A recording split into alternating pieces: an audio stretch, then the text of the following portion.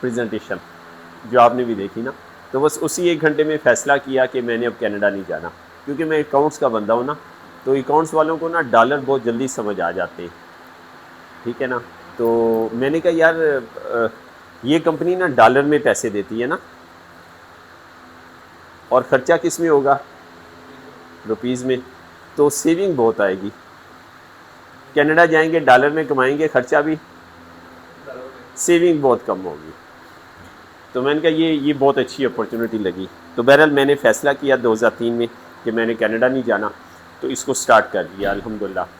तो ये जो आसिम भाई ने डायरेक्ट सेल का कॉन्सेप्ट बताया ना, तो ये मुझे बहुत अच्छा लगा कि भाई ऐसी भी कोई कंपनी है जो यूज़र के लिए काम करती है। कंपनियां किसके लिए काम करती हैं, अपनी प्रोडक्ट को प्रमोट करने के लिए, ठीक है। तो ये ऐसी कंपनी है जो यूज़र के लिए काम करती है, यूज़र को वो सारे हकूक़ दे देती है जो हकूक़ कंपनी के मालिक के पास होते हैं। तो मैं इस कंपनी के साथ मिल के अपना यूज़र ग्रुप बनाता हूँ।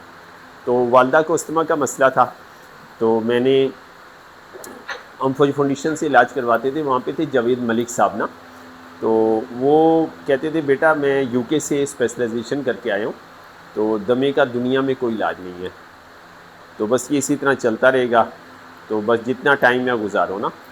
तो उनकी ये बात सुन के ना मेरा दिल बैठता था। मैंने कहा ये कैसी बात कर रहे हैं, मेरा दिल नहीं कबूल कर रहा। तो इधर आया ना, तो इधर मुझे बिज़नेस भी अच्छा लगा।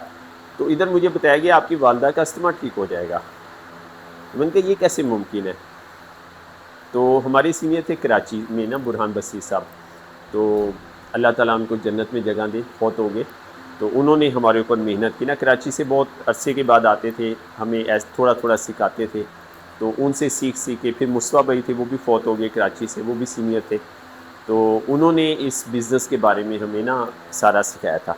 तो मैंने फिर वो ना हमारी एक डिवाइस है ना, टाइम्स लाइफ उसका नाम है, तो वो उल्टे हाथ से चेकअप भी करती है और ट्रीटमेंट भी करती है। मैंने उस डिवाइस को सीखा, उसने कहा जी इस डिवाइस से आपकी अम्मी का अस्थमा ठीक हो जाएगा। तो मैंने वालदा की जब पहली दफ़ा थेरेपी की ना, तो पहली दफ़ा में ही फ़र्क पड़ गया। फिर दूसरी दफ़ा की, तीसरी दफ़ा की, उनका इन्हेलर जो था ना वो छूट गया। मैंने कहा यार ये तो वो सही कह रहे थे। तो बिज़नेस भी अच्छा लगा था, गाड़ी भी अच्छी लगी थी। मैंने कहा यार यहाँ पे तो पैसा भी है और यहाँ पे हेल्थ भी है। अब वालदा के इलाज पे हमने ना होम्योपैथी का इलाज करवाया, अंग्रेज़ी इलाज तो फ्री था ना फौज फाउंडेशन से। फिर हमने हिकमत का इलाज करवाया हमदर्द वालों से। तो मतलब वालदा ठीक नहीं हो रही थी, तो पैसे भी लगते थे और आराम भी नहीं आता था। यहाँ पे भी ऐसे ही हुआ, पैसे लगे लेकिन अल्हम्दुलिल्लाह आराम आ गया ना। तो फिर अम्मी ने बहुत दुआएं की, वालदा ने बहुत दुआएं की कि ये बिज़नेस तुम्हारे लिए बहुत अच्छा है। मुझे आराम आया, तो फिर ज़ाहिर बात है माँ दुआ करे तो फिर बरकत पड़ जाती है। तो अभी अल्हम्दुलिल्लाह मेरे साथ ना 1 मिलियन से ज़्यादा यूज़र बन गए अल्हम्दुलिल्लाह ना। वो दुनिया के 10 से ज़्यादा ममालिक में फैले हुए। पिंडी से काम शुरू किया मैंने, और वो पिंडी से पूरे पाकिस्तान में गया, फिर 10 से ज़्यादा ममालिक में फैला। तो जहाँ जहाँ ये यूज़र कोई भी प्रोडक्ट बाय करते हैं, मेरी कंपनी मुझे इसमें 2030 से लेके अब तक तकरीबन कितने साल बनते हैं, 23 साल बनते हैं। 23 साल से मेरी कंपनी मुझे ईमानदारी के साथ हर महीने पैसे दे रही है। तो मेरा इसकी ईमानदारी के ऊपर 100% ट्रस्ट है। एक दफ़ा मुझे ना रशिया से पैसे आए, मुझे यूके से पैसे आते हैं, मुझे इंडिया से पैसे आते हैं, मुझे हांगकांग से पैसे आते हैं, ठीक है, मुझे मलेशिया से पैसे आते हैं। तो एक दफ़ा यूके से पैसे आए, मैंने डिटेल निकाली तो आप सुन के हैरान होंगे, हंसेंगे भी। तो वो ना 13 रुपये थे, ठीक है। तो मैंने कहा यार मेरा यूके में ना सॉरी रशिया में 1000 रुपया भी पड़ा होता ना, तो मैं उसे ना बुला यहाँ पे मंगवाता। तो मुझे पता है मंगवाने पे ख़र्चा ज़्यादा हो जाएगा। तो मतलब हमारी कंपनी का सिस्टम देखें कि 1 रुपया भी मेरा अगर मलेशिया में है ना, तो हर महीने मेरे अकाउंट में आएगा। तो फिर इसकी ट्रांसपेरेंसी को देखा, कॉन्फिडेंस बढ़ता गया ना, ठीक है। तो अल्हम्दुलिल्लाह तो मैंने फिर हमने बर्फ़खाना छोड़ दिया। बर्फ़खाने में गाड़ी मिली 2005 में ना, 2 साल के बाद मुझे गाड़ी मिल गई थी। तो बर्फ़खाने में ना उस वक्त 6 इंच से लेके ना 1 फुट 1.5 फुट तक ना खड्डे थे ना। तो वो जैपनीज़ गाड़ी थी, मित्सुबिशी लांसर। तो वो जब वहाँ से गुजरती थी ना, नीचे लगती थी, तो लोग कहते थे यार इतनी नई गाड़ी, जुल्म कर रहे हो तुम इस गाड़ी के साथ। मैंने कहा मैं क्या करूँ, मैं बर्फ़खाने में रहता हूँ, इधर ही लेके आऊँगा उसे। तो फिर अल्हम्दुलिल्लाह इनकम बढ़ी और फिर हमने इस्लामाबाद में अपना घर ले लिया अल्हम्दुलिल्लाह। तो मैं फाइनेंशियल फ्रीडम अचीव कर चुका हूँ ना अल्हम्दुलिल्लाह। तो फिर हम दोस्तों ने मिल के जब इंसान वो पंजाबी कहते ना जिदे घर दाने होदे कमले भी सियाने, तो ये धन का और अक्ल का ना कोई रिलेशनशिप है ना, और ये बड़ा गहरा रिलेशनशिप है। फिर हम सब दोस्तों ने मिल के ना यूएसए को स्टडी किया। तो यूएसए के पास ना 10 साला माशी आज़ादी प्रोग्राम है, तो उसको हम पाकिस्तान में इम्प्लीमेंट करना चाहते हैं। ठीक है, सब कुछ यहाँ पे मौजूद है, जो भी आप मुंह से बात करेंगे ना सब कुछ यहाँ पे मौजूद है। भाई आप बिज़नेस शुरू करना चाहते हैं, बिज़नेस के लिए सब कुछ यहाँ पे मौजूद है, प्रोडक्ट मौजूद है, बिज़नेस की ट्रेनिंग मौजूद है, स्पोर्ट मौजूद है। ठीक है, आपको हर तरह की चीज़ें अवेलेबल हैं, सब कुछ यहाँ पे मौजूद है। लेकिन अब हमने करना क्या है, माइंडसेट को चेंज करना है। और हमारा माइंडसेट क्या बनाया गया, जॉब वाला। मैंने एमबीए किया, ठीक है, जॉब वाला माइंडसेट। यूनिवर्सिटी के तालीमी माहौल ने मेरा माइंडसेट जॉब वाला बनाया, घर के माहौल ने मेरा माइंडसेट जॉब वाला। तीसरा माहौल कौन सा होता है, सोसाइटी का। ठीक है, सोसाइटी का जो मोहल्ले का माहौल होता है उसने मेरा माइंडसेट कौन सा बनाया, जॉब वाला। तो यहाँ पे जब आया, यहाँ पे जॉब से उल्ट बातें होती थी। तो ये जो चेंज ऑफ माइंडसेट है ना, ये सफ़र आपने शुरू करना है। तो रॉबर्ट टी कियोसाकी, उनकी बुक है बिजनेस ऑफ 21st सेंचुरी, वो ये कहते हैं ये बिजनेस का सफ़र, ये माइंडसेट के चेंज का सफ़र आपके अंदर से शुरू होगा और अंदर ही ख़त्म होगा। ठीक है, तो ये लॉर्ड मैकाले ने प्लान किया था। लॉर्ड मैकाले ने प्लान, उसकी पूरी टीम ने प्लान किया था बड़े सगीर के सारे लोगों को हम जॉब मेंटेलिटी बना लें। और ये उसने इतना बड़ा प्लान किया था ना, और हमारा इतना बड़ा नुकसान हुआ ना जिसकी हम कैलकुलेशन नहीं कर सकते। तो हमारा जो 1800 से पहले जो माइंडसेट था ना, वो था बिजनेस वाला। हम मालिक थे, हमारी ज़हनियत कौन सी थी उमर में, मालिक वाली। उन्होंने हमारी ज़हनियत कौन सी बनाई, नौकर वाली। तो सब चीज़ें हमारे काबू में थी, हर चीज़ हमारे, खुराक हमारे काबू में थी। अब हमारे कंट्रोल में खुराक है। तो मुझे बहुत देर से पता चला, तो मैंने 2024 से शुरू किया हुआ कि मैं खुराक का कंट्रोल वापस अपने हाथ में ले लूँ। इसके ऊपर मैं काम कर रहा हूँ अल्हम्दुलिल्लाह। तो यहाँ पे आपको बिज़नेस का नॉलेज वो मिलेगा जो आपको शायद पाकिस्तान भर, दुनिया भर कहीं से भी नहीं मिलेगा।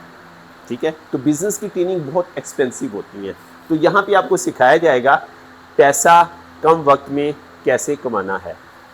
आप गरीब आदमी हैं तो आप जाएंगे बिज़नेस करेंगे, ट्रेडिशनल मार्केटिंग आपको कुचल देगी। बड़ी मछलियाँ छोटी मछलियाँ को खा जाती हैं, ये असूल है। ये ट्रेडिशनल मार्केटिंग में यही चल रहा है कि आप कुछ भी नहीं कर सकते। यहाँ पे क्या है, यहाँ पे आपको सपोर्ट दी जाएगी। ये जो हमारा सिस्टम है, जैसे जॉब से हमें माइंडसेट को चेंज करना है, हमारा जो सिस्टम है ये सरमायादाराना निज़ाम की नफ़ी करता है और मिडिल क्लास को क्या करता है, सपोर्ट करता है। मिडिल क्लास को डायरेक्ट सेल के अंदर जो सपोर्ट मिल सकती है दुनिया में कहीं पे भी नहीं मिल सकती।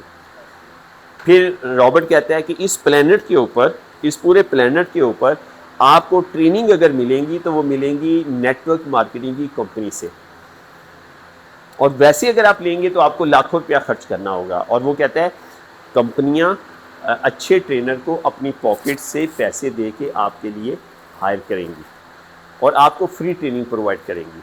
तो हमारे पास अल्हम्दुलिल्लाह 100 कंट्रीज़ का अंदर नेटवर्क मौजूद है ट्रेनर्स का ना, जो आपकी डेवलपमेंट के लिए, आपकी जो है तरक्की के लिए जो है ना वो काम करते हैं।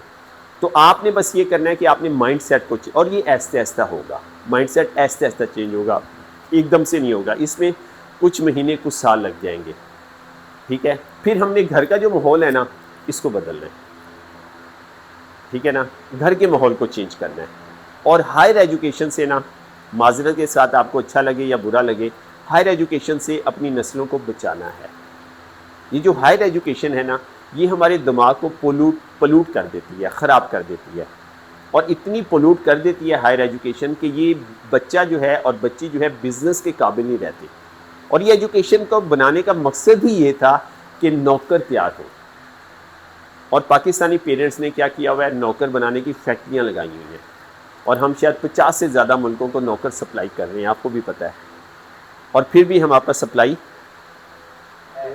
ज़्यादा हैं, ठीक है ना। तो जबकि 1800 से पहले हमारे पेरेंट्स ने फैक्ट्रियाँ लगाई होती थी लीडर्स बनाने की, और उस वक्त हम क्या करते थे, हुकूमत करते थे। तो हमने उस दौर को वापस जो है वो लेके आना है। तो बहरहाल इनकम कैसे कमानी है, कम वक्त में कैसे कमानी है, तो यहाँ पे आपको सिखाया जाएगा। इनकम कमाने के बाद दूसरा अहम मरहला है इनकम को बचाना। गरीब आदमी को पहले पैसे कमाने नहीं आते, ज़्यादा पैसे कमाने नहीं आते, कमा ले तो उसको सेव करने नहीं आते। सेविंग के बाद तीसरा मसला आता है, वो क्या है, इन्वेस्टमेंट। तो ये तीनों चीज़ें, तीनों स्किल्स आपको सिखाई जाएंगी। यूएसए मॉडल हम आपको सिखाएंगे। और यूएसए का मॉडल जब हमने पढ़ा ना, हमने स्टडी किया, हमने यूएसए की तरक्की का राज जान लिया। अल्हम्दुलिल्लाह, अल्लाह ताला का शुक्र अदा किया, मरने से पहले हमें पता चल गया। और दुख इस बात का हुआ देर से क्यों पता चला, और उसके लिए मैं आपको एक खबर बताऊंगा। अभी आपको पता है ट्रंप चाइना गया था, पता है आपको। हमारा प्रेसिडेंट किसी मुल्क में जाता है तो उसके साथ कौन होते, मिनिस्टर्स होते। तो अमेरिका का सदर गया था, उसके साथ कोई मिनिस्टर था, आपने नहीं नोट किया। तो इस खबर को जाके नेट पे सर्च करें, उसके साथ कितने मिनिस्टर गए थे, शायद एक भी मिनिस्टर नहीं था। उसके साथ कौन गए थे जी, बिजनेस कम्युनिटी गई थी। तो ये है अमेरिका का कल्चर। ये जो नौजवान बैठे हुए हैं ना, ये अगर अमेरिका में होंगे तो हर बंदा इनकी सपोर्ट करेगा, और पाकिस्तान में होंगे, ये कपड़े का कारोबार करना चाहते हैं ना, 10 कपड़े के बिजनेसमैन के पास जाएंगे, मैं कपड़े का कारोबार करना चाहता हूँ, 10 के 10 के ओ भाई मंदा काम ही ये ना करें, ये तो पहला तो कोई काम ही नहीं आएगा। तो ये ना यहाँ का कल्चर है, तो इस कल्चर को हमने बदलना है। तो बिजनेस कम्युनिटी चाइना इसलिए गई थी कि वो जाके क्लोज ऑब्जर्व करे चाइना को। चाइना और यूएसए का कांटेदार मुकाबला है बिजनेस कम्युनिटी का। इंडिया ने फिर ये माहौल बना लिया है, इंडिया ने बहुत अच्छा माहौल बना लिया बिजनेस का इंडिया के अंदर, लेकिन पाकिस्तान इसमें बहुत पीछे है। तो हमने पैसा कैसे कमाना है, सेव कैसे करना है, इन्वेस्ट कैसे करना है। अमेरिका के पास है 10 साल माशी आज़ादी programme, 10 year financial freedom programme. तो वो हम चाहते हैं कि पाकिस्तान में हम स्टार्ट करें। आपकी एज कितनी है, 17 साल है। तो 17 साल का नौजवान काम शुरू करेगा और 27 साल में क्या हो जाएगा। कभी सुने आपने ऐसा कि 27 में ये फाइनेंशियल फ्रीडम अचीव कर लेगा। हर महीने इसके इतने पैसे आ रहे होंगे कि बिजली का बिल 40,000 से लाख हो गया तो इसको कोई टेंशन नहीं होगी, और हर महीने ये पैसे खर्च